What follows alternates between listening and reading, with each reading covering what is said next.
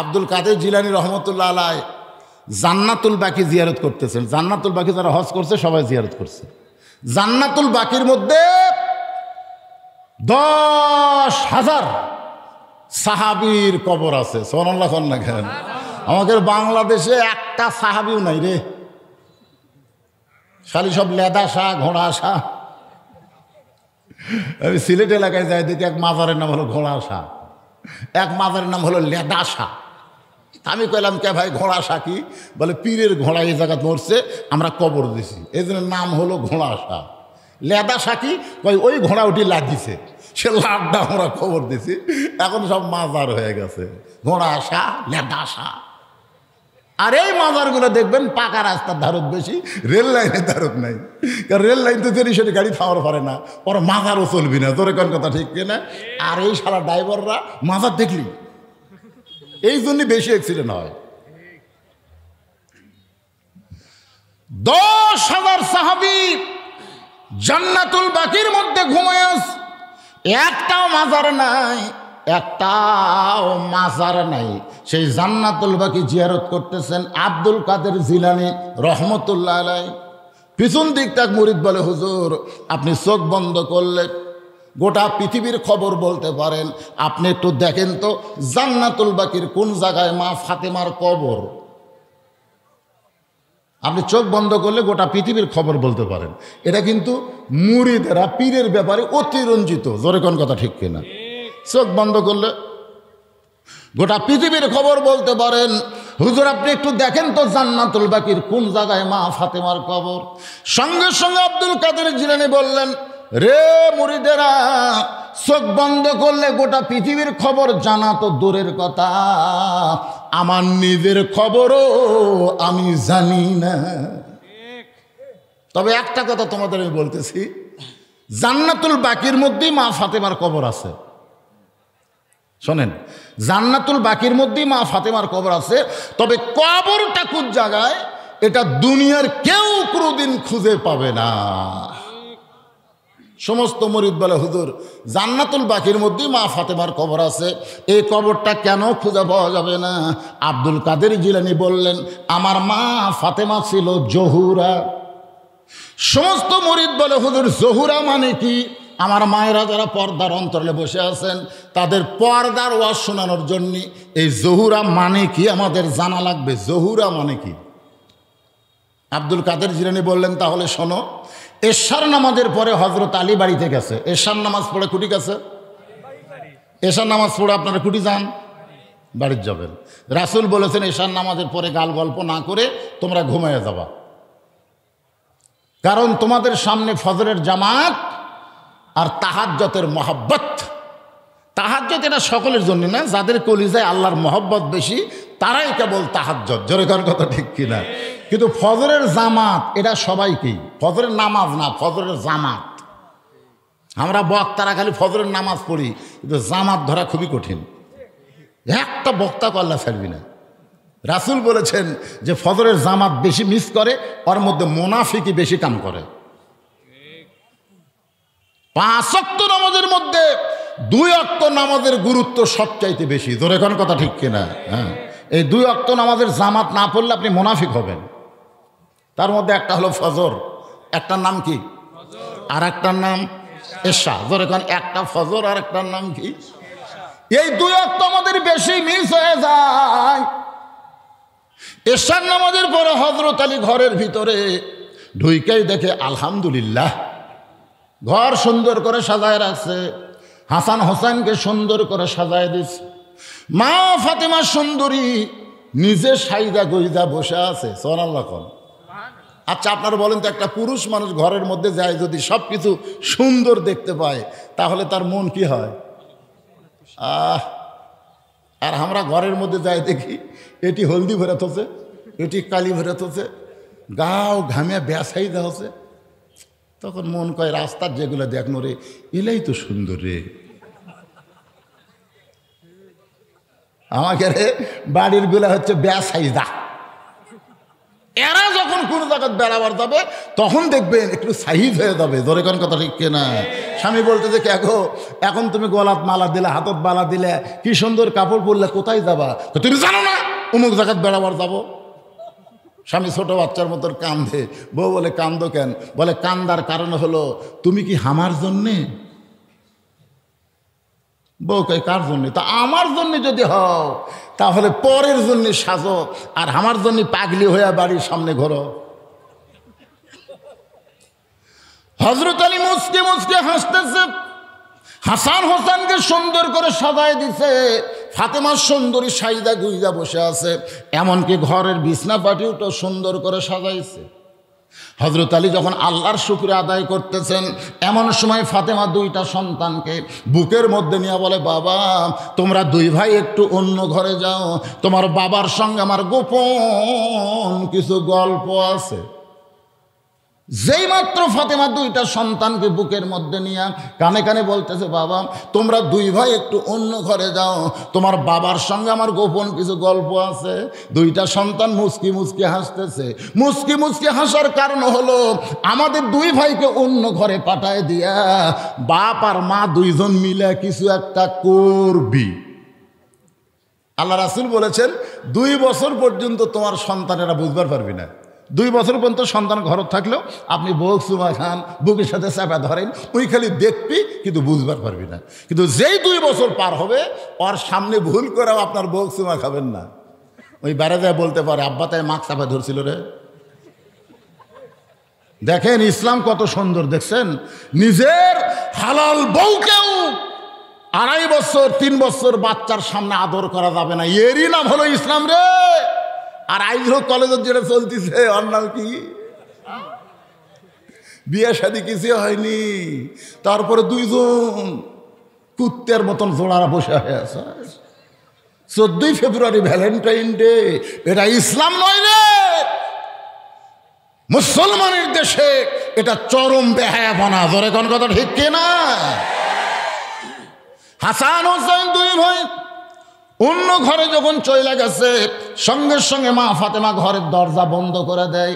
এখন বলেন সন্তান 2টাকে বের করে দিয়া বউ যদি ঘরের দরজা বন্ধ করে দেয়, স্বামীর মনটা কি হয়? সঙ্গে সঙ্গে হযরত আলী মাথার টুপি খুলছে। বউ দরজা বন্ধ করলে আর টুপি থাকে? আপনার কি মনে করেন এই টুপিকে আমি সবসময় মাথার দেই?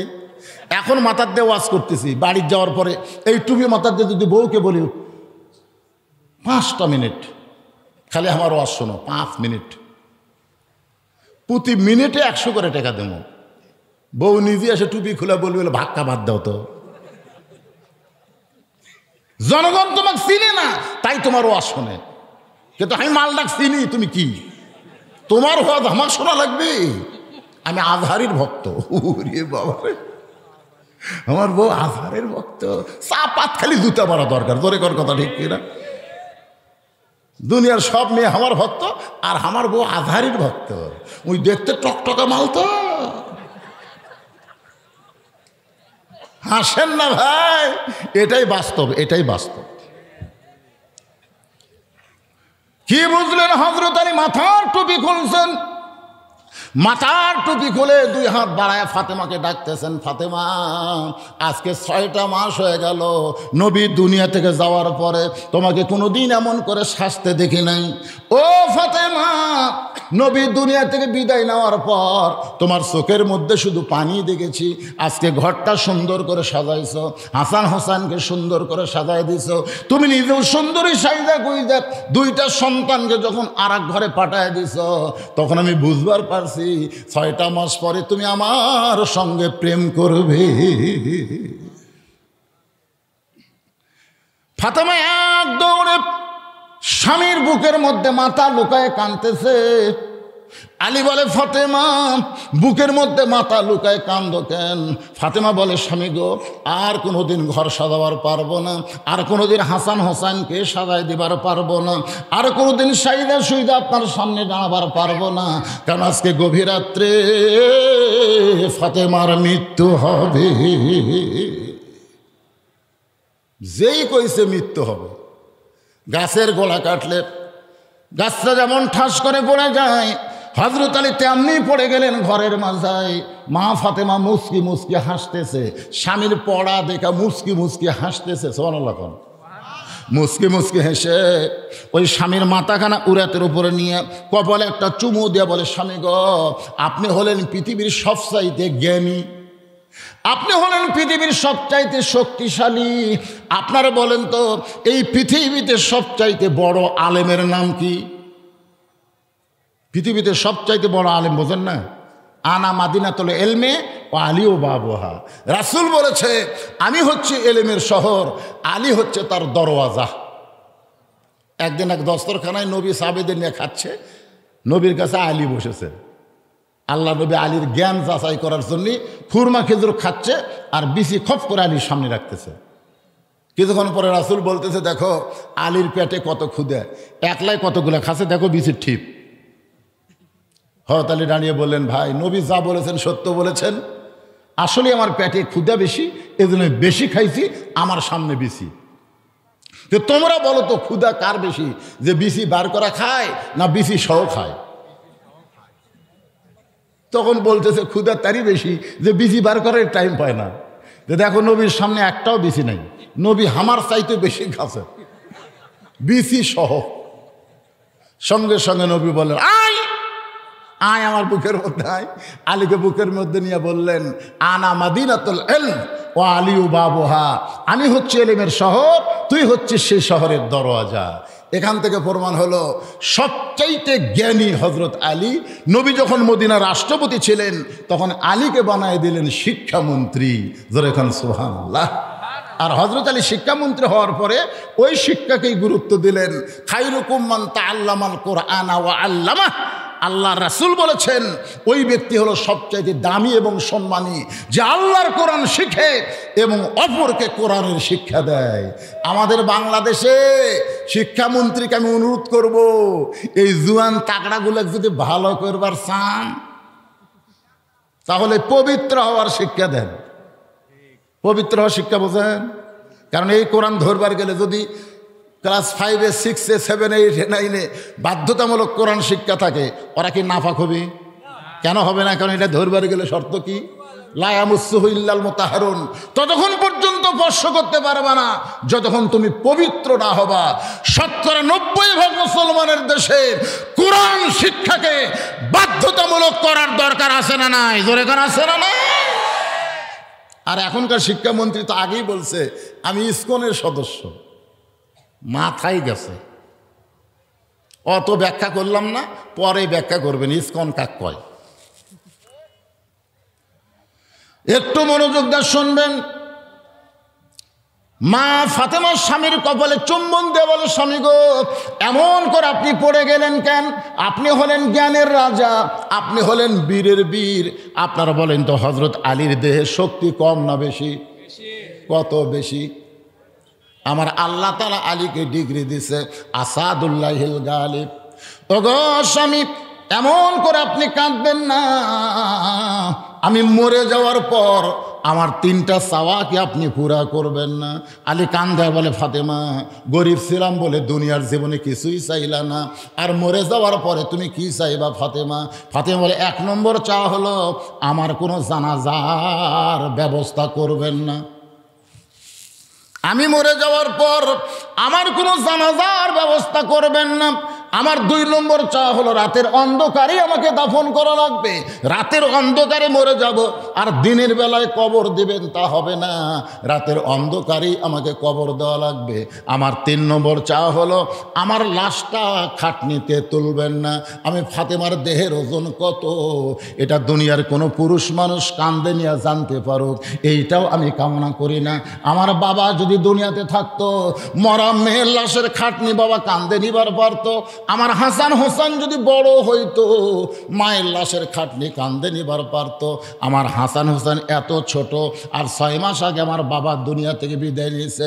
ওগো স্বামী, আপনি শুধু একা একা কান্দে করে জান্নাতুল বাকির পূর্ব কোণায় সবুজ রঙের একটা বাতি জ্বলবে, ওই বাতি বরাবর আমাকে দাফন করবে। আপনার যদি কবর খুঁড়তে কষ্ট হয়, তাহলে আপনার একান্ত আপনজন বন্ধু যদি কেউ থাকে দুনিয়ায়, তার একটু আমার কবরটা গোপনে খনন করতে বলবেন। দুনিয়ার সবাই যখন ঘুমায় আসে, গভীর রাত্রে হযরত আলী আবু যর গিফারির জানলার কাছে আবু যর বলে ডাকতেছে। আবু যর দরজা খুলে তাকায় দেখে আসাদুল্লাহিল গালিবের চোখ দিয়ে দর দর করে পানি পড়তেছে। আবু যর বলে, আলী ভাই, জীবনে বহু যুদ্ধ তোমার সঙ্গে করলাম, কোনো যুদ্ধে তোমাকে পরাজিত হতে আমি দেখি নাই। আজকে তোমার জীবনের এমন কি যুদ্ধ শুরু হলো যেই যুদ্ধে তুমি পরাজিত সৈনিকের মতন কাঁদতেছ? আলী বলতেছে, আবু যর, জান্নাতুল বাকির পূর্ব কোনায় একটা সবুজ রঙের বাতি জ্বলতেছে, ওই বাতি বরাবর একটা কবর কর। আবু যর গিফারি বলে, আলী রে, রাতের অন্ধকারে কবর না করে দিনের বেলা কি করা যাবে না? আলী বলতেছে, একজন পর্দানিশী আজকে রাত্রেবেলায় মৃত্যুবরণ করবে, রাতের বেলায় তাকে দাফন করা লাগবে ভাই। আবু যর বলে, আলী রে, সেই পর্দানিশী কে গো? তার নাম কি তোমার মুখস্থ নাই? আলী বলতেছে, আবু যর, 6 মাস আগে আমার হাসান হুসাইন নানা হারাইছে, এখন পর্যন্ত আমরা 2টা সন্তানের চোখ দিয়ে দর দর করে পানি পড়তেছে, নানা নানা বলে কাঁদতেছে। আজকে সেই 2টা সন্তান গভীর রাত্রে তাদের মা হারাবে। আবু যর গিফারি কোদাল নিয়ে জান্নাতুল বাকির পূর্ব কোনায় লক্ষ্য করে দেখে একটা বাতি জ্বলতেছে, যেই বাতির কোনো তার নাই, যেই বাতির কোনো সুইচ নাই, বিনা তারে বিনা সুইচে আমার আল্লাহ তাআলা অটোমেটিক জ্বলায়া দিছে। লিল্লাহে তাকবীর। আপনারা কি মনে করতেছেন আমাদেরকে যে কবরে রাখবে ওই কবর অন্ধকার হবে না? যদি আল্লাহর কোরআনের নূর আমাদের দেহের মধ্যে থাকে, দেহের নূরের কারণে অন্ধকার কবর আল্লাহ আলোকিত করে দিবে। ধরে করেন সুবহানাল্লাহ। ভাই রে, এই জন্য তো আমরা বলি আল কোরআনের আলো। এই মিছিল আবু জেহেল করছে, আল কোরআনের আলো ঘরে ঘরে জ্বালো। আমি যেই বলবো আল কোরআনের আলো, আপনারা বলবেন সব জায়গায় জালো, সব জায়গা, কোনো জায়গা বাদ হওয়া যাবে না। রাজি আছেন? আল কোরআনের আলো, কোরআন হাদিস যেখানে, দুনিয়ার মুসলমান লিল্লাহে তাকবীর। একটা জায়গার দুনিয়ার মুসলমান এক হয়, একটা জায়গা, সেটা হলো মসজিদে। আওয়ামী লীগের মধ্যে যারা নামাজ পড়ে, বিএনপির মধ্যে যারা নামাজ পড়ে, জামাত ইসলাম যারা নামাজ পড়ে, পীর মুরিদি যারা নামাজ পড়ে, আজান দেওয়ার পরে সবাই মসজিদে যায়। জোরে কোন যায় কি যায় না?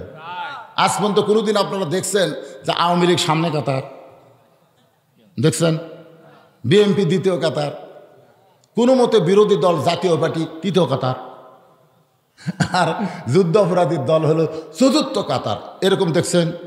আমি নিজে দেখছি ভাই। একটা আওয়ামী লীগ ডাহা, আওয়ামী লীগের কাছে জামাত দাঁড়াচ্ছে, জামাত একটু ভয়ে 4 আঙ্গুল পিছনে আছে, আওয়ামী লীগ পিছনে হাত দিয়ে বলতেছে, কে ভাই তুই কাতার চিনিস না, তুই পিছনে কে রে ভাই, আমার পায়ের সাথে পা লাগা রে ভাই, তুমি আওয়ামী লীগ, আমি জামাত, তুই বাইরের কথা ভিতরে কোষ করে, আমি আওয়ামী লীগ তুই জামাত, ওটা হলো বাহিরের কথা, ভিতরের কথা আমরা 2 ভাই পায়ের সঙ্গে পা লাগায় দাঁড়াবার চাই। জোরে কোন কথা ঠিক কিনা? বাংলাদেশের মুসলমানকে একত্র করতে গেলে একটাই, তার নাম হলো নামাজ। নামাজ ছাড়া দুনিয়ার মুসলমানে এক হওয়া যাবে না। জোরে কোন কথা ঠিক কিনা? কথা কন না কেন? এই মসজিদের উন্নয়ন কল্পে মাহফিল, নামাজ একটু মনোযোগ দিবেন। পুরুষের জন্য 1 নম্বর হলো নামাজ, আর নারীদের জন্য 1 নম্বর হলো পর্দা। আমি সেই পর্দার উপর কথা বলতে গিয়া আবু যর গিফারি কোদাল নিয়ে গেছে কোথায়? জান্নাতুল বাকি। এ নাম কোন? জান্নাতুল বাকি। পূর্ব কোনায় সবুজ রঙের বাতি জ্বলতেছে, ওই বাতি বরাবর লক্ষ্য করে দেখে বাতি গোলাকার হয়ে পড়ে নাই, কবরের মতন পড়েছে। ওই আলোর মধ্যে আবু যর গিফারি কোদাল দিয়ে কবর খুঁড়তে খুঁড়তে এক সময় আবেগে বলতে যে, কবর রে, দিনের বেলায় কবর খুঁড়তে না আসে রাতের বেলায় কবর খুঁড়তাইছি, তুই কি বলতে পারিস তোর মধ্যে কাকে রাখা হবে? কবর রে, তোর মধ্যে এমন একজন মহিষী নারীকে রাখা হবে, আল্লাহর নবীর মেয়ে হওয়ার পরেও নবী তাকে মায়ের মতো সম্মান করেছে। সরলা করে কর, ফাতেমা নবীর কে মেয়ে, কিন্তু মায়ের মতন সম্মান করেছে। একদিন নবী বলতেছেন, কুলসুম আমার মেয়ে, জয়নাব আমার মেয়ে, রোকেয়া আমার মেয়ে। বারবার বলতেছে, কুলসুম আমার মেয়ে, রোকেয়া আমার মেয়ে, জয়নাব আমার মেয়ে। হাসান হোসেন দুই ভাই দুই উরাতের ওপর বসে আছে, বারবার খালি কান ফালায়, কুলসুম আমার মেয়ে, জয়নাব আমার মেয়ে, রোকেয়া আমার মেয়ে। হাসান হোসেন দুইজন গলা ধরে বলে, না না, আমার মায়ের কথা তুমি বলতেছ না, আমার মাও গরিব বলে তারে বুঝি তুমি মেয়েটাও বলবা না? রাসূল দুই ভাইকে বুকের মধ্যে নেবে, হাসান হোসেন রে, তোরাও যা, আমিও তাই, তোদের মা আমার মেয়ে না, তোদের মা হইল আমার মা। তাইফের ময়দান থেকে নবী যখন ফিরে আসলেন মক্কায়, নবীর তিনটা মেয়ে ঘরের মধ্যে গেলেন, কুলসুম, রোকেয়া, জয়নাব।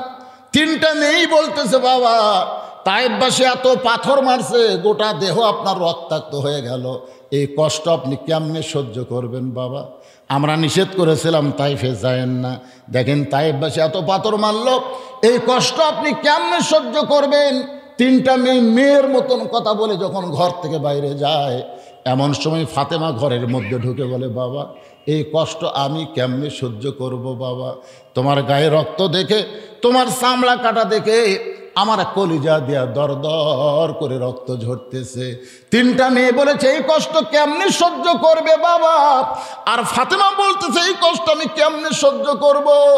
নবী তাকে দেখে উঠানে পানি গরম করতেছে, জয়তুনের তেল ফাতেমা গরম করে ঘরের মধ্যে ঢুকে দরজা বন্ধ করে দিয়া নবীর গায়ের কাপড় খুলে যত জায়গায় তাইফবাসী পাথর মারছে, যত জায়গায় রক্ত বের হয়ে আছে, প্রত্যেকটা জায়গা গরম পানির মধ্যে নরম কাপড় চুবড়ায়া চুবড়ায়া নবীর গায়ের সমস্ত ক্ষতস্থান পরিষ্কার করে এখন জয়তুনের গরম তেল মালিশ করে দেয়।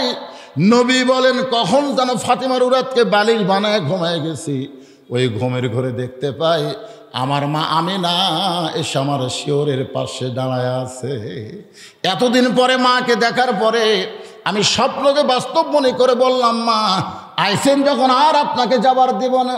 সঙ্গে সঙ্গে ফাতেমা নবীর কপালে চুমা খায়, ফাতেমার চোখের পানি নবীর চোখের মধ্যে গিয়া ঘুমটা ভাঙ্গে যায়। আল্লাহ রাসূল বলে, ফাতেমা সবসময় কেন কাঁদতেছিস? ফাতেমা বলে, বাবা আপনি মনে হয় স্বপ্ন দেখছেন, স্বপ্নে আমার মা বলে হাতটা চাইপা ধরছেন, এখনো পর্যন্ত হাতটা ছাড়েন না। রাসূল চিৎকার দিয়ে বলে, ফাতেমা রে, স্বপ্নে যদি মা বলে তোর হাতটা চাইপা ধরি, তাহলে তুই শুনে নে, তুই শুধু আমার মেয়ে না, তোর চেহারার ভিতরে আমার রয়েছে মা আমিনা। কবর রে, খবরদার বেয়াদবি করবি না। এই কথা বলে আবার কোদাল মারে আবু যর গিফারি। কোদাল মারতে মারতে এক সময় বলে, কবর, তোর মধ্যে এমন একজন মাকে রাখা হবে যার দুইটা সন্তান জান্নাতি যুবকদের সর্দার হবে। আপনারা বলেন তো, জান্নাতি যুবকদের সর্দার কয়জন? নাম কি? আরো জোরে কর, নাম কি? আপনারা কি জুম্মার দিন ইমাম সাহেব শোনায় না, সাইদুস শাবাবে আহলিল জান্নাহ হাসান হোসাইন রাদিয়াল্লাহু তাআলা আনহুমা। আজকে যারা যুবক আছে, তোমাদের কাছে মেসি নেইমার বড় না হাসান হোসাইন বড়? মেসি নেইমারকে লাত্তি দিয়া কারা হাসান হোসেনকে ভালোবাসো? দুই হাত তুলে আমার আল্লাহকে দেখাও, লিল্লাহি তাকবীর। হাত নামান। কিসের মেসি নেইমার? সমস্ত জান্নাতি যুবকদের সর্দার হবে হাসান হোসেন। হাসরের ময়দানে আল্লাহ বলবে, হাসান হোসেন এই তোদের যাদের পছন্দ তাদেরকে নিয়ে জান্নাতে যা। আর মেসি নেইমারকে বলবে, এই মেসি নেইমার এই জাহান্নামে যাওয়ার সময় একলা যাবো। তখন মেসি বলবে, আল্লাহ বাংলাদেশের মধ্যে আমার ভক্ত সবচাইতে বেশি। মেসি হলো খ্রিস্টান, মেসি কি? তো এখন খ্রিস্টান কি জান্নাতে যাবি? তখন এই ভক্তগুলো সাথে করে নিয়ে কে রে বেশি ভক্ত? সাইদুস শাবাবে আহলেল জান্নাহ, জান্নাতি যুবকদের সর্দার হলো হাসান হোসেন। সে হাসান হোসেনের আদর্শ আমাদের গ্রহণ করার দরকার আছে না নাই? হোসেন রাদিয়াল্লাহু কি বাতিলের সাথে আপোষ করছে? দরকার হলো জীবন দিছে, কিন্তু বাতিলের সঙ্গে আপোষ করে নাই। আজকে সেই হোসেনকে যদি জান্নাতের যুবক মানতে চাও তাহলে একটু মনোযোগ দিয়ে কথাগুলো শুনতে হবে ভাইজান। আবার কোদাল দেয়া কবর খুঁড়তে খুঁড়তে এক সময় বলে, কবর তুই কি জানিস তোর মধ্যে এমন একজন বিবিকে রাখা হবে যার স্বামী হলো আসাদুল্লাহিল গালিব, খবরদার কবর বেয়াদবি করবি না। এই কথা যেই বলে আবার কোদাল মারতে চায়, এমন সময় কবরের ভিতর থেকে শব্দ আসতেছে, আবু জর। এটা কিন্তু ফাতেমাকে লক্ষ্য করে বলা হচ্ছে না, আমরা যারা ওয়াজ শুনতেছি আমাদের সবাইকে লক্ষ্য করে বলতেছে, আবু জর এই কবরকে সাবধান না করে যারা কবরের মধ্যে আসবে তাদেরকে সাবধান করো। আমি কার মা, কার মেয়ে, কার বিবি এইটা আমি কবর দেখব না, আমি কবর দেখব যার আমল ভালো, তার জন্য কবর জান্নাতের বাগান হয়ে যাবে, আর যার আমল খারাপ তার জন্য কবর জাহান্নামের গর্ত হবে। বাজান, এই যুবকেরা সবাই আমার সঙ্গে একটু বলো, কিন্তু যেদিন ডাক পড়িবে, সবাই বলেন, কিন্তু যেদিন ডাক পড়িবে কবর মাঝে যাইতে, জোগাড় কিছু করছো বন্ধু তার মাঝে বিছাইতে। এটা কইলে কি গুনাহ হবে? সবাই বলেন, ডানে কবর বামে কবর, ডানে কবর বামে কবর, নিচে কবর আছে যে, উপর দিকে চাইয়া দেখো, উপর দিকে চাইয়া দেখো, বাঁশের ছাউনি দিছে। সবাই বলেন, এমন আজাব দিবে রে ভাই। এমন এই দুই ফুচকা কি করে রে?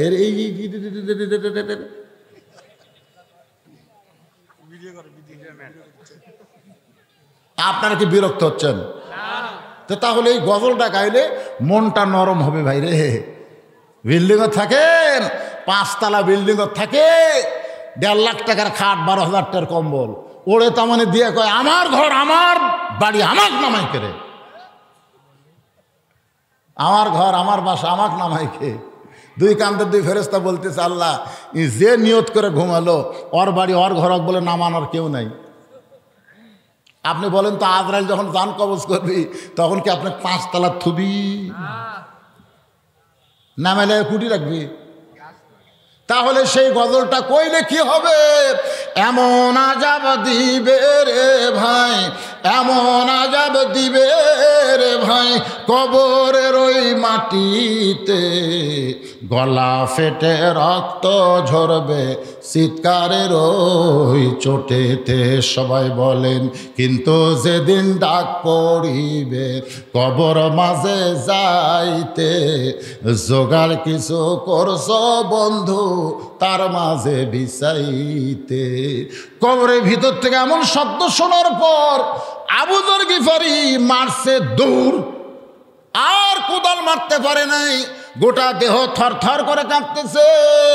আবু যর গিফারি কবর ছেড়ে যখন দৌড় দেয়, এমন সময় হযরত আলী নিয়ে গেছে ফাতেমাকে। একটু খেয়াল করেন, গভীর রাত্রে ফাতেমার দেহটাকে কাঁধে করে নিয়ে ওই জান্নাতুল বাকির ভিতরে, কোনো জানাজা হয়নি, কোনো খাটনিতে ফাতেমা চড়ে নাই। কবরস্থ করার পরে হযরত আলী আল্লাহকে বলতেছে, আল্লাহ আল্লাহ গো, আমার ফাতেমাকে তুমি কবুল করে নাও। এই দোয়া করার পরে তাকায় দেখে সামনে কয়েকটা পুরাতন কবর দেখা যায়। এইমাত্র ফাতেমার কবর দিতে সেই নতুন কবর নাই, এখনই কবর দিলাম, সেই কবর গেল কোন জায়গায়? হযরত আলী জান্নাতুল বাকি দৌড়ায় আর বলে, ফাতেমার কবর, ফাতেমার কবর। কে যেন ডাক দে, বলে, আলী রে, আর খুঁজা লাভ নাই, তুই স্বামী হইয়া যাকে কবর দিলি তার কবরটা আর তুই দেখতে পাবি না। আমি আল্লাহ জোহরার ডিগ্রি দিয়া ফাতেমার কবরকে কিয়ামত পর্যন্ত পর্দা করে দিয়েছি। আমার মায়েরা যারা পর্দার অন্তরালে, তাদের 1 নম্বর নেক আমলের নাম কি? জোরে কন। আর পুরুষের 1 নম্বর নেক আমলের নাম কি? ভুলে গেলে হবে না, নাম কি? সূরা আসরের 2 নম্বর বিষয় হলো আমিলুস সালিহা। 1 নম্বর হলো ঈমান, 2 নম্বর আমিলুস সালিহা। এবার 3 নম্বর বিষয় আসতেছে ওয়াতাওয়াসাউ বিল হক। আপনারা বলেন তো, যত হক কথা আছে তার মধ্যে সবচাইতে দামি হক কোনটা? হ্যাঁ, দেখছেন কে কি কয়? কেউ বান্দার হক, একজন কছে এটি মৃত্যু। কে কইল মৃত্যুরে? আসলে জাআত সাকারাতুল মাউতু হকুন। বিশ্বাস করেন আর না করেন, মৃত্যু যে সত্য এ ব্যাপারে কোনো সন্দেহ নাই। আপনার কি মরবার চান? মরতে হবে, এই কথা সহজ, কিন্তু মরবার যে চাই না। ক্যান্সার রোগ আছে স্বামীর, 3 মাস পরে স্বামী মরবি, বউ খালি কানের কাছে ঘানার ঘানার করে, আল্লাহ তোমার রোগ হামাক দেখ আর আমার হায়াত তোমাক দেখ। স্বামী কয় কে রে, মরিয়া যাচ্ছে, একটা ভালো বউ পাচ্ছি রে। দোয়া করতেছে, আল্লাহ আমি তো ক্যান্সার রোগ হ্যাঁ 3 মাস টাইম মরে যাবো, কিন্তু বউটা এমন কথা কয়, একটা ভালো বউ রেখে গেলাম আল্লাহ। এই কথা বলে রাত্রেবেলা স্বামী স্ত্রী ঘুমাইছে। ওই বাড়িতে একটা ষাঁড় গরু, জোরে কোন কি গরু? ষাঁড় গরু দড়ি ছিঁড়ছে খাওয়ার জন্য, কিন্তু গেট বন্ধ। এখন বাড়ির মধ্যে ঘুরতেছে, ঘুরতে ঘুরতে থেকে বারান্দার সিলভারের পাতিল, সিলভারের পাতিলের কাছে ষাঁড় গিয়ে দেখে পাতিলের তলায় সিটাল আলি। এখন সিটাল আলি খাবার চায়, কিন্তু হাতও পায় না। বিরক্ত হচ্ছে এই 2 শিং, বুঝলেন, ঢুকাবার চায় কিন্তু শিং কান্দার মধ্যে আটকা যায়। ওই সিটাল আলি খাওয়ার জন্য জোর করে ঝাঁকি মারছে, ছোট শিং তো ঢুকে গেছে। লালি খাওয়া আছে, কিন্তু শিং আর পাল্লা ছাড়ে না। এখন গোটা মুখ চোখ সব ঢেকে গেছে। এখন ষাঁড় গোয়াল ঘর বাদ দিয়ে স্বামী স্ত্রী যেই ঘরে আছে ওই ঘরে হোঁ হোঁ হোঁ হোঁ করে ঢুকতেছে। বউ চিল্লায় বলে, বাবা আজরাইল, ঘরের মধ্যে ঢুকছো ঠিকই, খবরদার আমার কাছে আসো না, ওই যে ক্যান্সার রোগী তোমার চোখত পড়ে না। স্বামী চিল্লায় বলে, বিবিরে কি হয়েছে? বলে, আজরাইল ঢুকছি, তোমারে দেখাই দিলাম। স্বামী কয়, তুই না কইলি তোর হায়াত আমাকে দিবি, আমার মৃত্যু তুই নিবি। বউ বলে, স্বামী গো, মৃত্যুর কথা মুখে বলা যায়, কিন্তু অন্তর দিয়ে কেউ মৃত্যু কামনা করে না। জোরে কার কথা ঠিক কিনা? ওয়াতাওয়াসাউ বিল হক। আমি এখানে 2 জন ব্যক্তির নাম বলবো, একটা হলো আজিজুল হক, একটা হলো মামুনুল হক। আল্লাহ কোরআনে বলেছেন, কুল জাল হক ওয়া যাহাকাল বাতিল ইন্নাল বাতিলা কানা যাহুক। আমি এখন হকের উপরে 10টা মিনিট ওয়াজ করব। কারা কারা শুনবেন আল্লাহকে একটু হাত দেখান তো দেখি। লিল্লাহু তাকবীর। হক নাম, হকের ওয়াজ শুনবার গেলে মাফলা খোলা লাগবে, কারণ এই ওয়াজ ঠান্ডা ওয়াজ হবে না, এই ওয়াজ হবে গরম ওয়াজ। জোরে কান কি ওয়াজ? হক বোঝেন, হক বোঝেন। আজকে আমাদের বাংলাদেশে হকের অবস্থা কি আর বাতিলের অবস্থা কি? বাতিলের নাম হলো শাকিব খান। জোরে কান, বাতিলের নাম কি? বিয়া ছাড়াই বাচ্চা দেয়, বাচ্চা হলে বাপ স্বীকার করে, যেমন আমাদের অপু সরকার। জোরে কান ঠিক কি না? এটা হচ্ছে বাতিলের অবস্থা। আর হকের অবস্থা কি? বউলিয়া ধরা পড়ছে, সাংবাদিক বলতেছে কাবিন আছে। হকের অবস্থা কি দেখছেন? বউলে ধরা পড়লো, সাংবাদিক কাবিন চায়। আর বাতিলের অবস্থা হলো, বিয়া কদ্দির করলো আমরা জানি না, 2.5 বছর বাচ্চা লিয়া সাংবাদিক সম্মেলন করে। এখন পর্যন্ত শালা শাকিব খান লুচ্চাকে বাংলাদেশের পুলিশ ধরলো না। জোরে কান কথা কন না কেন? একটু মনোযোগ দিয়ে শুনবেন। আল্লাহ কোরআনে বলেছেন, ওয়াতাওয়াসাউ বিল হক। হক কথা বলতে হবে। এই হককে বুঝাইতে গিয়ে আমাদের বগুড়ার একটা দৃষ্টান্ত দেব। একটা পাগল ছিল, নাম হলো হাবো পাগলা। জোরে কোন কি পাগলা? বাড়ি হলো তাড়াত গাড়ি। জোরে কোন বাড়ি কোথায়? আমার দাদার মুখে শুনছি, হাজার হাজার মানুষ খাওয়া দাওয়া করতেছে। হাজার হাজার মানুষ কি করতেছে? খাওয়া দাওয়া বোঝেন না? যাকে আপনারা মজলিস খাওয়া কন, হাজার হাজার মানুষ খাওয়া দাওয়া করতেছে। আর ওই হাবু পাগলা রাস্তা দিয়ে যাচ্ছে আর বলতেছে, মানুষ নাই রে, এ মানুষ নাই রে। তো যারা খাওয়া দাওয়া করতেছে তারা মাথা তুলে মুসকে মুসকে হাসতেছে। পাগলে কেনা খায়, ছাগলে কেনা খায়। আসলে হাজার হাজার মানুষ, আর ওই সাইড দেখায় মানুষ নাই রে, মানুষ নাই রে। তখন একজন মানুষ খাওয়া বাদ দিয়ে পাগলার কাছে গেছে। সবাই কিন্তু খাওয়া বাদ দেয়নি, সবাই গিল দিছে, ওই খাওয়া বাদ দেয় পাগলার কাছে গেছে, তাই বলতে ভাই তুই যে কইলি মানুষ নাই, তাহলে আমরা হাজার হাজার মানুষ কি? পাগল বলতেছে খালি তুই বলে দেখ, খালি তুই বল মানুষ নাই, খালি বলে দেখ, বললেই পিটন খাবে। কারণ আমি পাগলা তো, কখন কি কই। লোকটা বলতেছে না ভাই আমি কিন্তু খাওয়া বাদ দিয়ে তোমার কাছে আইছি ইয়ার কি করার জন্য না, তুমি কেমনে কইলা মানুষ নাই। এবার পাগল বলতেছে মানুষ নাই কইছি, এইটা তুই শুনবি না দেখবি? আমি যে কইছি মানুষ নাই মানুষ নাই, তুই কি দেখবি না শুনবি? তখন বলতেছে ভাই শোনার মধ্যে খুব একটা বিশ্বাস নাই, শোনার মধ্যে খুব একটা বিশ্বাস আছে, আমি একটু দেখতে চাই। তখন দেখার জন্য বলে তাহলে সাইটে সাইটে নিয়ে যায়, এরকম হাত আলগা করছে, তাকায় দেখে 15-20 জন মানুষ, বাদ বাকি সব শিয়াল কুত্তে। আমি কিন্তু হক কথা বলতেছি অ্যাঙ্গেলে, খুব খেয়াল করবেন, ডাইরেক্ট বলা যাবে না, অ্যাঙ্গেলে মার দেওয়া লাগবে, জোরে কোন কথা ঠিক কিনা। 15-20 জন মানুষ রূপে দেখা যায়, বাদ বাকি সব শিয়াল কুত্তে।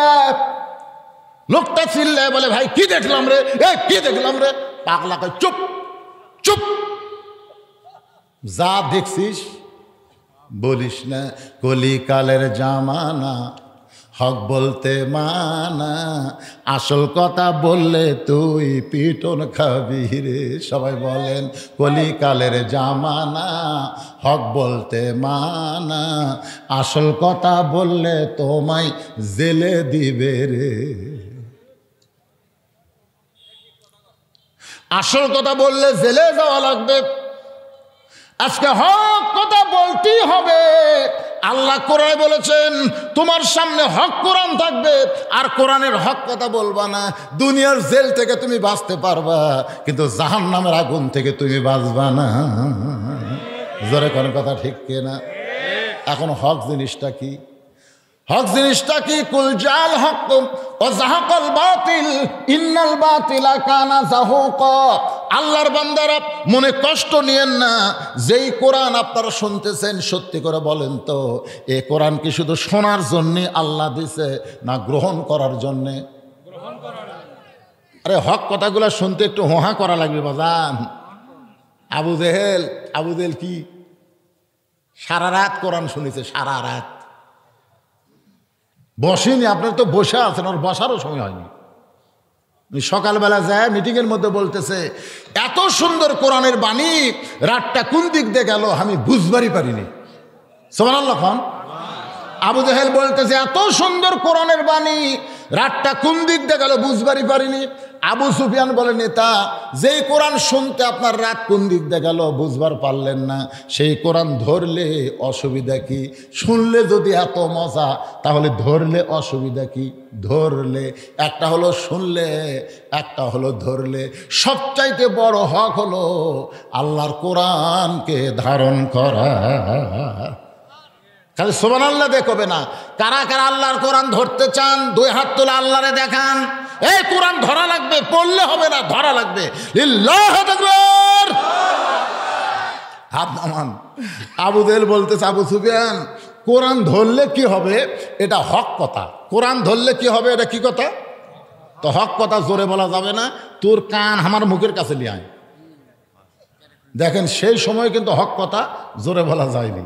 আবু সুফিয়ান যে আবু জেহেলের কাছে আইছে, কানে কানে বলতেছে শোন, এই কোরআনকে যদি গ্রহণ করি তাহলে আমার মতন আবু জেহেলের ভুয়া নেতৃত্ব চলবে না, আসল নেতা হয়ে যাবে আব্দুল্লাহর এতিম পোলা।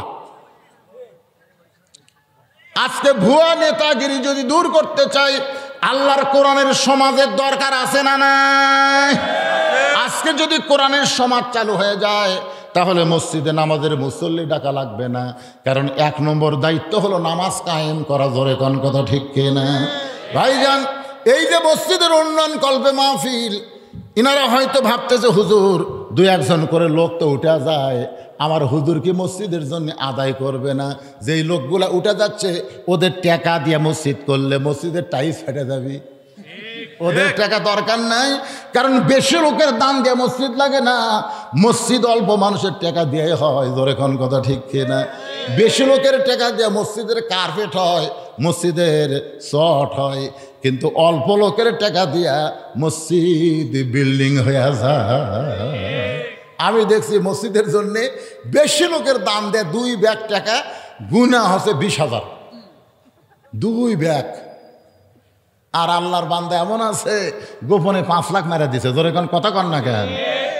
এখানে আল্লাহর বান্দারা যারা বিশ্বাস করেন যে কোনো সময় সবচাইতে বড় হক কথা হলো আমাদের মৃত্যু হবে, যে কোনো সময় মৃত্যু হবে, এই বিশ্বাস যারা করেন তাহলে মনে করবেন আজকের দানটা আপনার জীবনের শেষ দান হতে পারে। শেষ দান মনে করে আল্লাহর ঘরের জন্যে 10টা হাজার টাকা, 5টা হাজার টাকা, 1টা হাজার টাকা, 2,000 টাকা, এমনকি বস্তার মধ্যে ব্যাগের মধ্যে 10-20 টাকা, যিনি যা পারবেন আপনাদের কাছে ব্যাগ যাবে, রুমাল যাবে। অল্প সময়ের আদায় করার পরে অতাওয়াসাও বিসসবর, সূরা আসরের 3 নম্বর 4 নম্বর বিষয় আমি আপনাদের সামনে আলোচনা করব ভাইজান, কারণ সূরা আসর কমপ্লিট না করে এখান থেকে বিদায় নেব না। একটু আপনাদের মধ্যে এমন কোন আল্লাহর পাগল আছেন মসজিদের জন্যে, যে মসজিদ বানায় দেয় আল্লাহ তার জন্য আলাদাভাবে একটা জান্নাতে ঘর বানায়? জোরে কোন সুবহানাল্লাহ। মসজিদ হলো আল্লাহর ঘর। জোরে কোন মসজিদ কার ঘর? আর আল্লাহর ঘরে আল্লাহওয়ালারা দান করতে কোনোদিন কৃপণতা করবে না। আপনাদের কাছে ব্যাগ যাবে, রুমাল যাবে, কারা কারা টাকা দিবেন? 1টা টাকা হলেও দিবেন, 10 টাকা হলেও দিবেন, ব্যাগকে খালি হাতে ফেরত দেবেন না। কারা কারা 2 হাত তুলে দেখান তো দেখি। এই যারা যারা দিবেন তারা হাত তোলেন তো দেখি। টান টান করে তোলেন না কেন? এই ছেলেরাই সবাই তোলো, হাত নামান। ওই দেখেন, ওই ছোট 2 বাচ্চা বন্ধু টাকা হাত তুলছে। ওরা কি তালও তুললো নাকি রে? এই 10 টাকা, 20 টাকা, 50 টাকা, 100 টাকা, যে যা পারবেন ব্যাগের মধ্যে আপনারা দান করবেন, ব্যাগলে ভিতরে নামেন। আর এখানে 100 জন আল্লাহর বান্দা চাই ভাইজান। এত হাজারবার জায়গা পরিবর্তন করার কারণে ওই জায়গাটা আপনার জান্নাতের আর একবার সাক্ষী হয়ে গেল।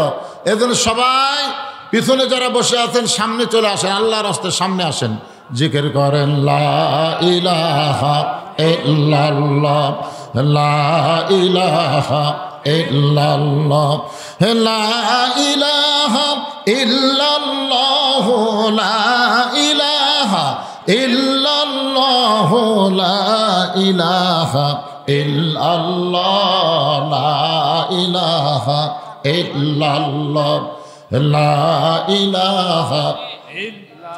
লা ইলাহা ইল্লাল্লাহ, মুহাম্মাদুর রাসূলুল্লাহ। সূরা আসরের 3 নম্বর বিষয় মনে আছে না? ভুলে গেছেন? 1 নম্বর বিষয় হলো ঈমান। যখন 1 নম্বর বিষয় কি?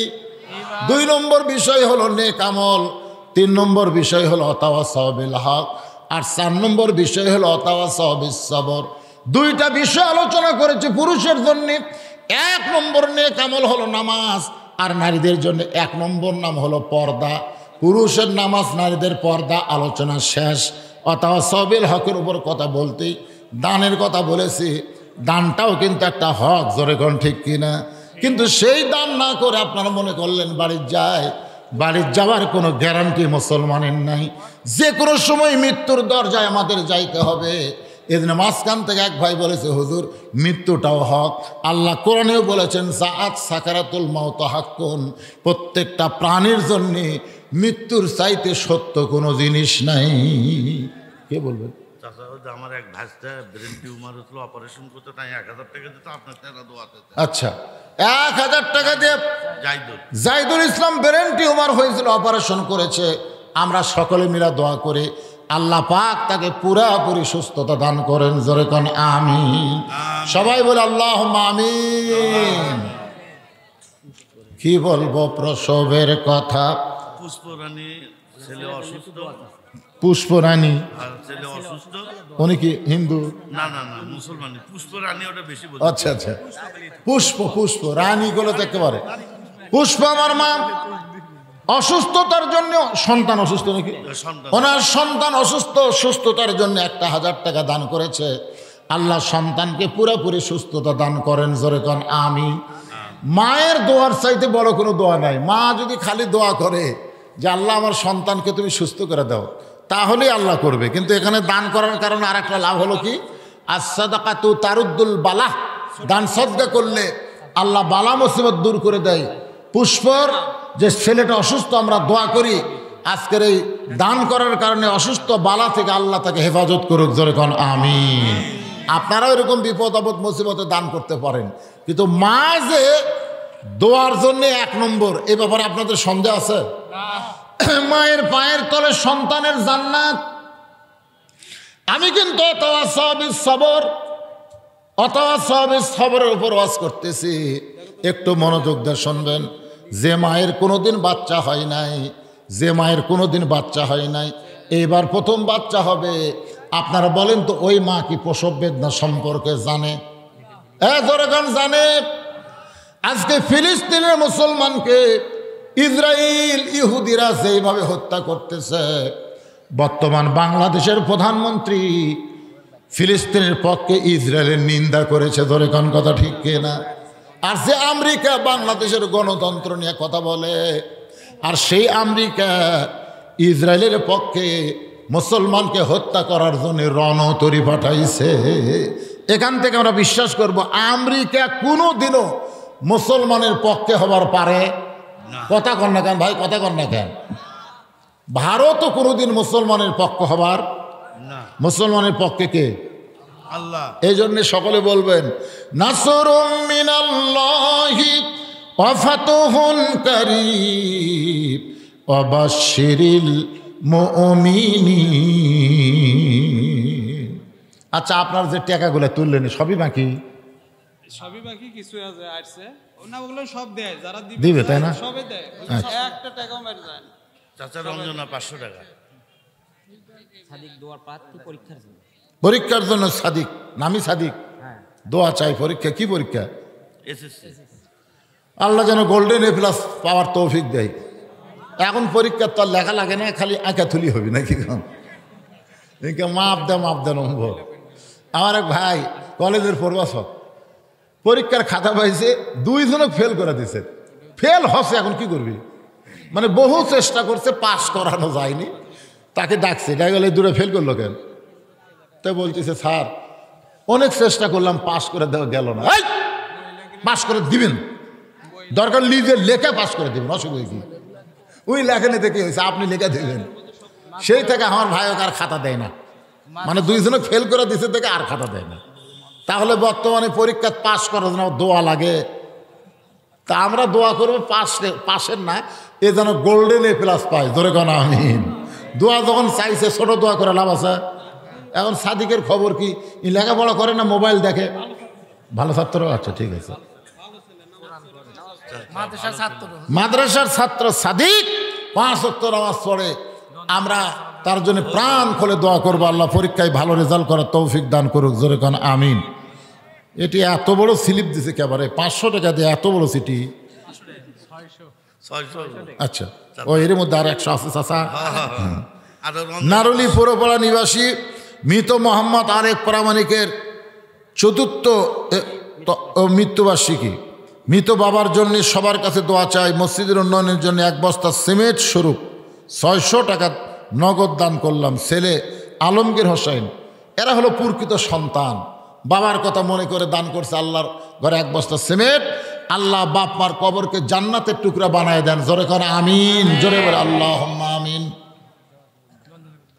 এখন যে মায়ের কোনোদিন বাচ্চা হয় নাই, সেই মায়ের বাচ্চা আপনারা বলেন প্রসব বেদনা কম হবে না বেশি হবে? ওর কাছে বেশি মনে হবে, কারণ কোনোদিন যে প্রসব বেদনার হয়নি। এইবারে প্রথম প্রসব বেদনা আমার বউকে আমি বলছিলাম, মা যখন সন্তান প্রসব করে তখন ব্যথা কোন দিকে হয়? আমরা মনে করি যে এই দিকটা বাচ্চা বের হবে, ওই দিকে ব্যথা হয়, কিন্তু মা কইল সন্তান বের হওয়ার সময় মনে হয় কলিজার মধ্যে একটা কামড় দেয়, ওই বেদনা সইবার না ফেরে মা চিৎকার করে বলে বিষ খাবো, গলার দড়ি দিব, মরে যাব, এই জীবন আর আমি রাখবো না। এই কথা বলে যখন কান্দে তখন দাদি নানি দৌড়ে এসে ঘরের মধ্যে ঢুকায়, ঘরের মধ্যে ঢুকায় দরজা বন্ধ করে দেয়, দিয়া কয় কে রে, তুই যে গলার দড়ি দিবার চাস, বিষ খাবার চাস, মরবার চাস, তুই কি জানিস তোর পায়ের তলে সন্তানের জান্নাত? জোরে কর সুবহানাল্লাহ। আপনারা বলেন তো, বাপের পায়ের তলে সন্তানের জান্নাত আছে? সন্তানের জান্নাত কার পায়ের তলে? কথা কন না কেন? সেই মা হবি, কষ্ট সহ্য করবি না, এইটা কেমন হয়? নরম পানির মধ্যে, গরম পানির মধ্যে নরম কাপড় চুবড়ায়া চুবড়ায়া এবার মায়ের মাথায় দেয়। প্রথম মা হচ্ছে বাজানরে দাদিনানি খালি একটাই কথা বলে, ধৈর্য ধর, ধৈর্য ধর, অতাও সবই সবর, ধৈর্য ধর, ধৈর্য ধর। ধৈর্য ধরতে ধরতে এক সময় সন্তান যখন প্রসব হচ্ছে, ধাত্রীমা যখন সন্তানকে টেনে বের করতেছে, এমন সময় মা ই শব্দ করে বেহুশ হয়ে যায়। মা যখন বেহুশ হইছে তখন সন্তান প্যাঁ প্যাঁ বলে কাঁদতেছে, মানে সন্তান হয়ে গেছে। এখন সন্তানকে গোসল করানোর পরে মায়ের বুকে যখন রাখা হয়, ওই সন্তানের দেহের পরশে আল্লাহ মায়ের হুঁশ ফিরাইয়া দেয়। মা তখন এরকম হাত দিলিয়া বাচ্চাকে চুমা খায়, দাদিনানি তিরস্কার করে বলে, এরই জন্য গলার দড়ি দিবার চাইলি, এরই জন্য বিষ খাবার চাইলি, এক লাত্তি মারা ফেলে দে, এক কিসের দয়া করা লাগবে। তখন মা তখন কি বলে, দাদি কষ্টের পরে এইরকম শান্তি, এইরকম মজা আগে যদি জানতাম কখনো প্রসব বেদনার জন্য কাঁদতাম না। কারণ সন্তান বুকে আসার সাথে সাথে মা সব কষ্ট ভুলে গেছে। আজকে যারা ধৈর্য ধারণ করে বাতিলের বিরুদ্ধে মোকাবেলা করতে গিয়া নানা রকম নির্যাতনের শিকার হচ্ছে, মায়ের প্রসব বেদনার মতন যারা কষ্ট ভোগ করতেছে, এই কষ্ট বেশি দিন থাকবে না। কষ্ট ভোগ করতে করতে একদিন আল্লাহ তাআলা মার বুকে যেমন সন্তান দিছে, বাংলার মুসলমানের জমিনে আল্লাহ কলেমার পতাকা পথ পথ করে উড়াই দিবে। ধরে কোন কথা ঠিক কি না? এই জন্য আমাদেরকে ধৈর্য ধারণ করা লাগবে, ধৈর্য ধারণ করা লাগবে বাজান, অধৈর্য হলে হবে না।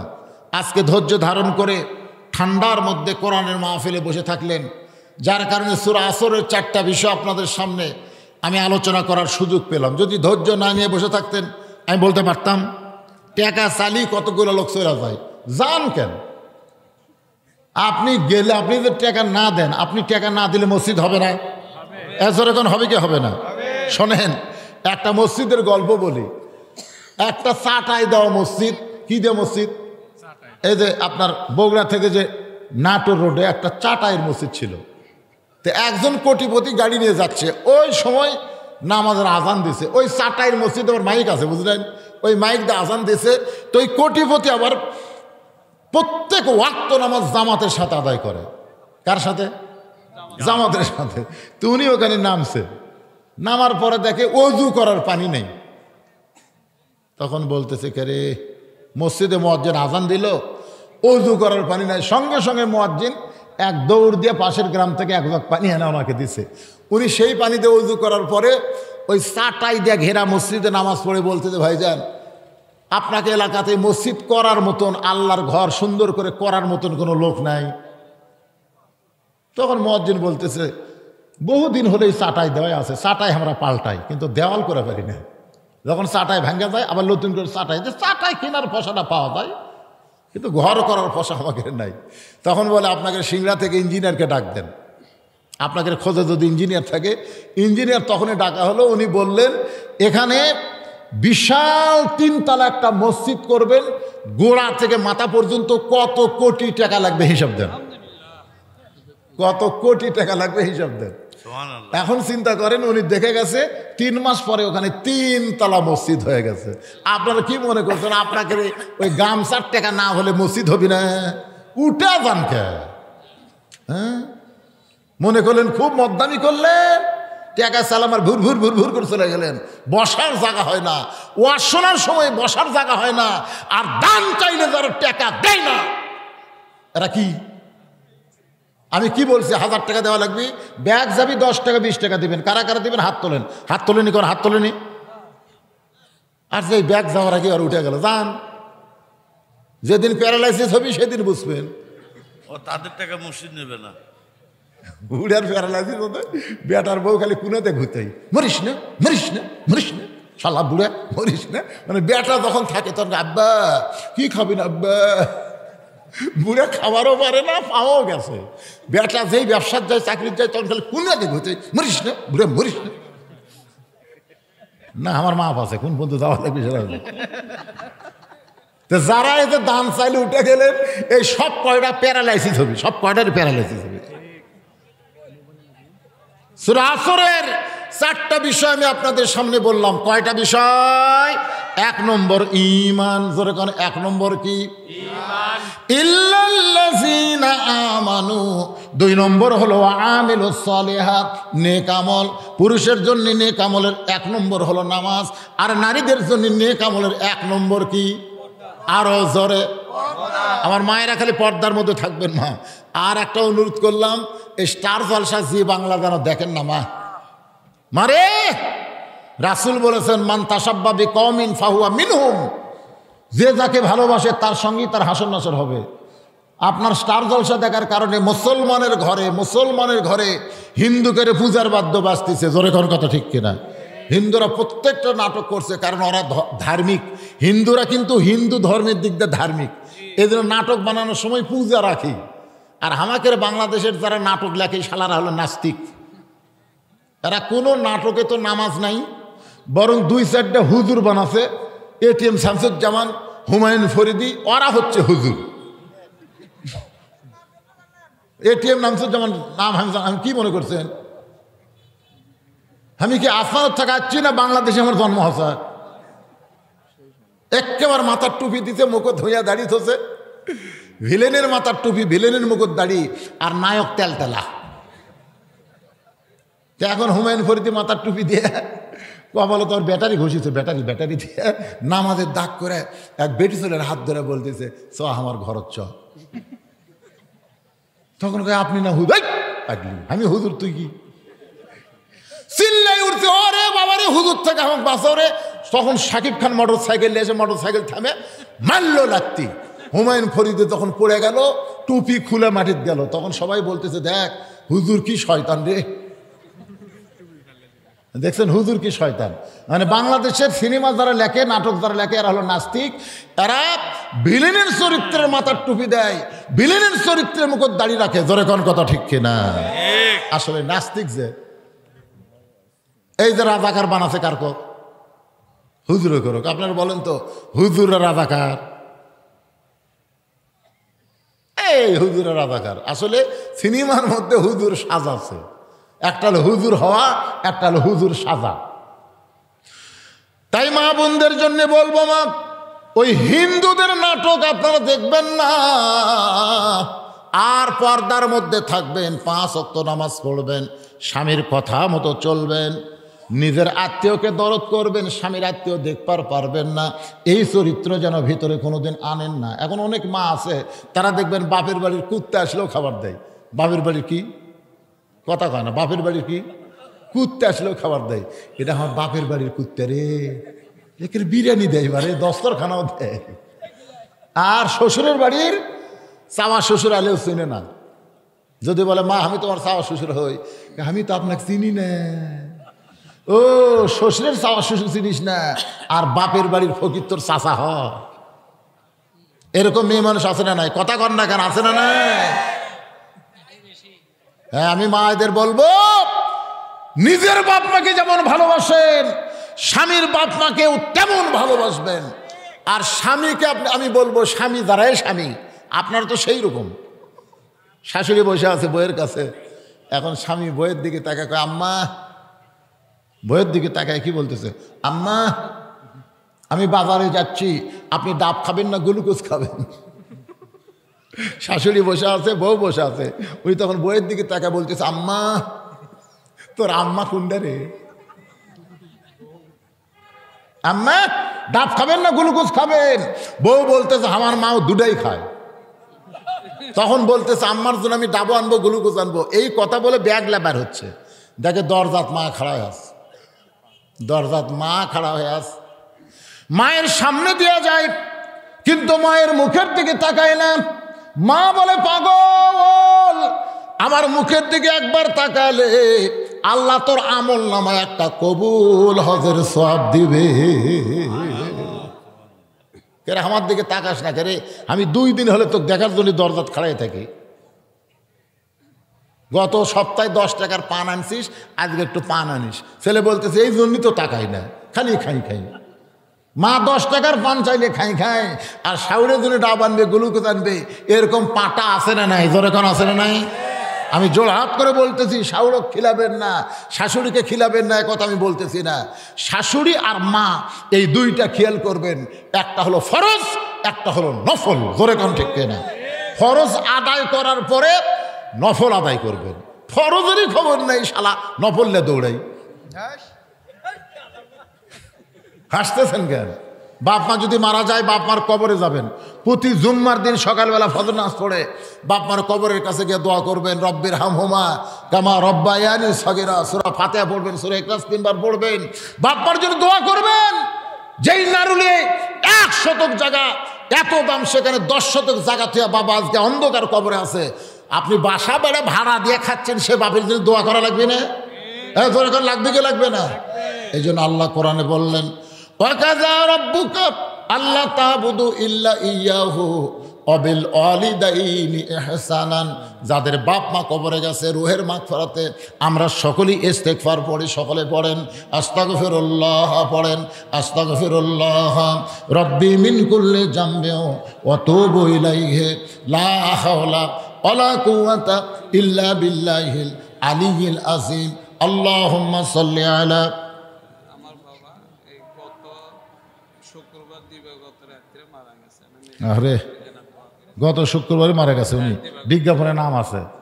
আমার বাবা ও শামসুল হকের বাবা। হ্যাঁ, সকলের বাবার জন্য আমি দোয়া করব। সবার বাবার জন্য, মায়ের জন্য দোয়া করার দরকার আছে না নাই? 2018 সালের আমার বাবা মারা গেছে 3রা জুলাই, আর 2023 সালের 25শে ডিসেম্বর। আজ কয় তারিখ? 24 তারিখ। এখনো 1 মাস হয়নি আমার মা মারা গেছে।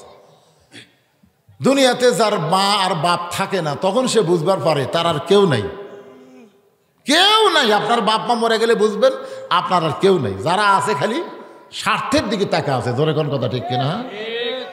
নিঃস্বার্থ ভালোবাসে দুইজনে, একটা হলো বাবা, একটা হলো মা। তো বাপ মা যাদের বেঁচে আছে তারকে জন্য দোয়া করা লাগবে, আল্লাহ নিয়ামতের হায়াত যেন বাড়ায় দেয়। আর যাদের বাপ মা কবরের কাছে, আল্লাহ তাদের কবরকে যেন জান্নাত বানায় দেয়। দোয়া করার দরকার আছে না নাই? এজন্য সবাই 3 বার সূরা ইখলাস পড়েন, 1 খতম ফজিলতের সওয়াব আল্লাহ দান করবে। 3 বার সূরা ইখলাস, কুল হু আল্লাহ সূরা 3 বার পড়েন। বিসমিল্লাহির রহমানির রহিম। কুল হু আল্লাহু আহাদ আল্লাহুস সামাদ লাম ইয়ালিদ ওয়া লাম ইউলাদ ওয়া লাম ইয়াকুল লাহু কুফুয়ান আহাদ। বিসমিল্লাহির রহমানির রহিম। কুল হু আল্লাহু আহাদ আল্লাহুস সামাদ লাম ইয়ালিদ ওয়া লাম ইউলাদ ওয়া লাম ইয়াকুল লাহু কুফুয়ান আহাদ। বিসমিল্লাহির রহমানির রহিম। কুল হু আল্লাহু আহাদ আল্লাহুস সামাদ লাম ইয়ালিদ ওয়া লাম ইউলাদ ওয়া লাম ইয়াকুল লাহু কুফুয়ান আহাদ। আল্লাহুম্মা সাল্লি আলা মুহাম্মাদিন ওয়া আলা আলি মুহাম্মাদ কামা সাল্লাইতা আলা ইব্রাহিম ওয়া আলা আলি ইব্রাহিম ইন্নাকা হামিদুম মাজিদ। আল্লাহুম্মা বারিক আলা মুহাম্মাদ ওয়া আলা আলি মুহাম্মাদ কামা বারাকতা আলা ইব্রাহিম ওয়া আলা আলি ইব্রাহিম ইন্নাকা হামিদুম মাজিদ। আল্লাহুম্মা আমিন। রব্বানা যালামনা আনফুসানা ওয়া ইল্লাম তাগফির লানা ওয়া তারহামনা লানাকুনান্না মিনাল খাসিরিন। আল্লাহ নারুলি কৃষি ফার্ম জামে মসজিদকে কেন্দ্র করে আজকের এই বিশাল ইসলামী জলসায় আল্লাহ তোমার হাজার হাজার বান্দা বান্দিরা আরামের বাড়ি ঘুমকে বাদ দিয়া কোরআন হাদিসের মহব্বত কলিজার মধ্যে নিয়ে ভিজা মাটির উপরে সামান্য খেয়ার বিছাই দিছে। এই ঠান্ডার মধ্যে ঘন্টার পর ঘন্টা যারা আওয়াজ শোনে, আখেরে মোনাজাতে ফকিরের মতন তোমার রহমতের দরজায় দোখানা হাত তুলেছে। আমরা ফকির, দুনিয়ার একটা দরজায় ভিক্ষা যদি না পায় আর একটা দরজার দিকে যায়, সেই দরজায় ভিক্ষা না পাইলে আমরা আশা নিয়ে আর একটা দরজার দিকে যাই। কিন্তু আল্লাহ তোমার দরজা ছাড়া আমাদের আর কোনো দরজা নেই। তুমি কোরআনে বলেছো আম্মা সাইলা ফালা তানহার ফকিরকে খালি খালি ফিরাস না। আজকে তোমার দরজায় আমরা ফকির, তুমি খালি খালি আমাদের কেমনে ফিরাইয়া দিবা। আল্লাহ তোমার দরবারজ করি, ওই মাগরিবের নামাজের পর থেকে এই গভীর রাত পর্যন্ত যারা জান্নাতের বাগানে বসে বসে অসল্ল আল্লাহ, আল্লাহ সকলকে কবুল কর, ভুল ত্রুটি গুনাহ খাতা মাফ করে দিয়া, যে দোয়া দরুদ পড়েছে আল্লাহ হাদিয়াটুকু সোনার মদিনায় নবী পাকের রওজা মুবারকে কবুল করো।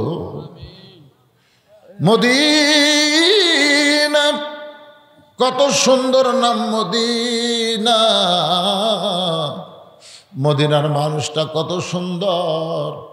সাত ভরা মুখকেও যদি একবার দেখতে পায় আল্লাহ তার জন্য জাহান্নামের আগুন হারাম বানায় দেয়।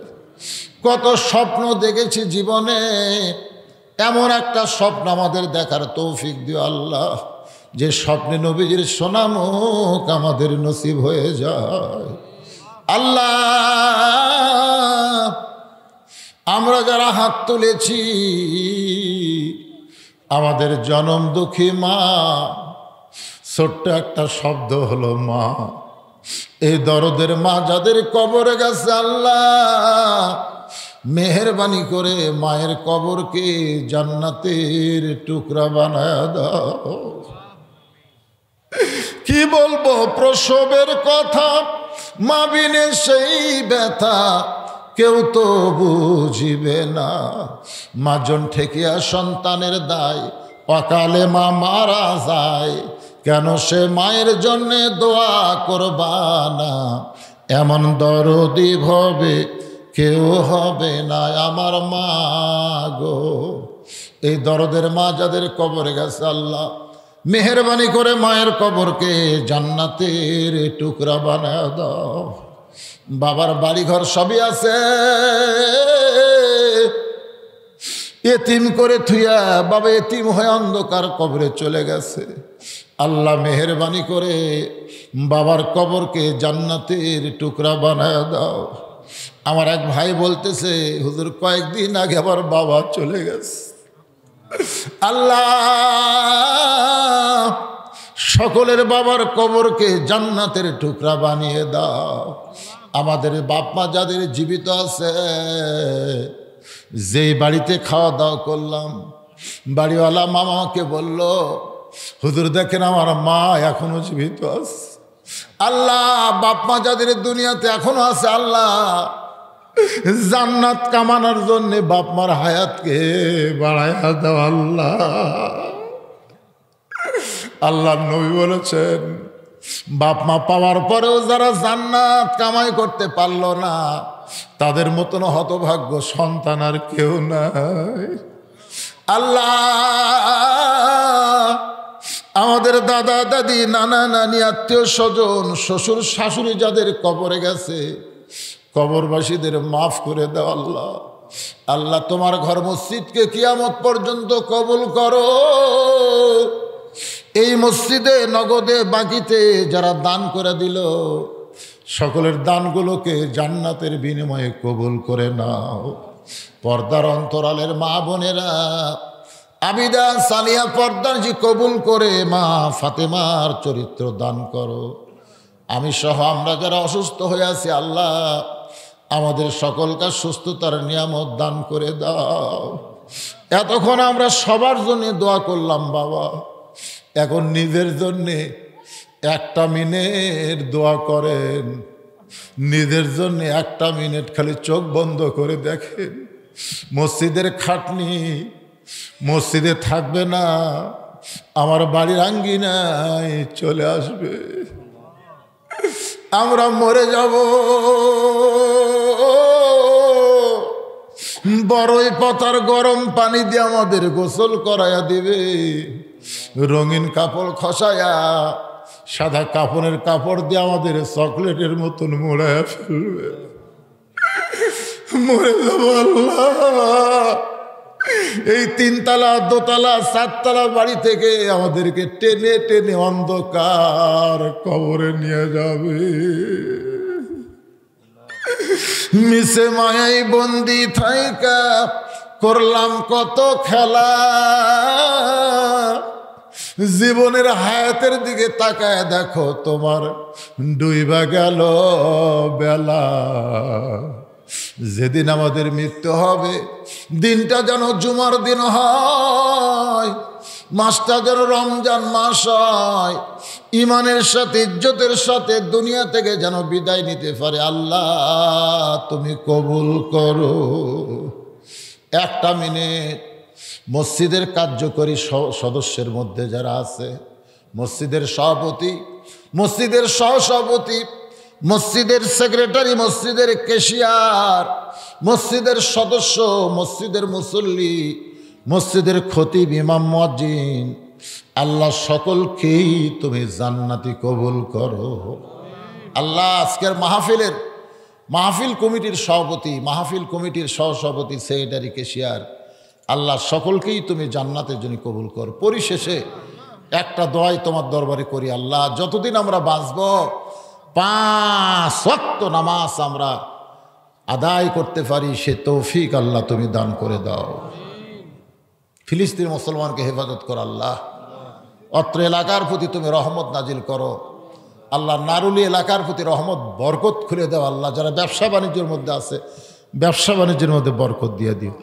সুবহান রাব্বিকা রব্বিল ইজ্জাতি আম্মা ইয়াসিফুন ওয়া সালামুন আলাল মুরসালিন আলহামদুলিল্লাহি রাব্বিল আলামিন। ওয়াজাল আখিরাতি কালিমাতুন ইনদাল মাউতি লা ইলাহা ইল্লাল্লাহু মুহাম্মাদুর রাসূলুল্লাহ সাল্লাল্লাহু আলাইহি সাল্লাম।